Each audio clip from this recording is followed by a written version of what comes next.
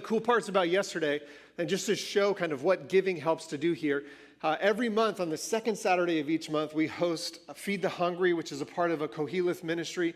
We both partner with them financially and help to support them every month, but we also allow them to use the parking lot to distribute food. If you've never joined us on a Saturday before to serve, these are just a few pictures that you could see that would help to show you there was a massive team of people that were serving yesterday. But as you would expect, even just recently for some of the adjustments that many families have had to make, our parking lot was slammed. That even in this little area over here, cars were 4 wide through that. They helped to wind through the parking lot, and it's every space that you can fit a car, they fit a car because otherwise they go into the neighborhood. And one of the cool parts about that is when you give here, you're helping to do that. You're helping to provide food to families who need it. You're providing a parking lot for people to be able to gather in it. And it is a beautiful expression of that. The other part that you help to do for anybody who joined us last weekend, wasn't that one of the coolest services in the world that you've ever been a part of? One of the things that I love most about it is it was this extension of this isn't just some random idea that Justin had one day. But this is a commitment, even the elders and I, as we've been praying about what the future of our church looks like. We are a neighborhood church, and our neighborhood speaks English and Spanish.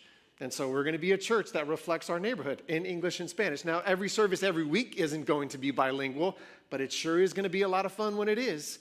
And so to see last week how we hosted this orphanage that some of you didn't even know that we've supported by sending teams or supported by helping to build to it, welcoming Letty and her team, who we do support as a missionary. But one of the cool parts about last week is we've had this church van for years. And we got that church van because we got rid of an old church van. And you're like, where did that old church van go? Well, it went to the orphanage down in Mexico. And then that old church van that we had died. And theirs died. And so then they were like, oh, our van kind of died. I was like, well, we've been wanting to get rid of our van because we just don't have a use for it in the same way that we would have before.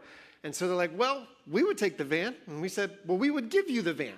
And so last week, our little white church van, which you noticed is gone now, drove its way down to Mexico. And you helped to be able to give that. They took the keys. It was amazing. But the other really cool part about what happened is if you gave last week in our benevolent offering, we said that it was going to go to help provide groceries and food and supplies for the orphanage down in Mexico. And we did that. That van was filled with food, filled with groceries, filled with supplies. And so there are kids in Mexico today who are receiving a gift that some little church in Costa Mesa helped to provide.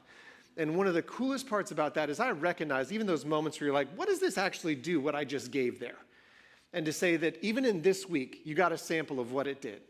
It helped to feed people in our neighborhood and in our county through Feed the Hungry, and it helped to provide for orphans in Mexico. We are a local and a global church, so if you want to jump in and give, you can feel free to do that.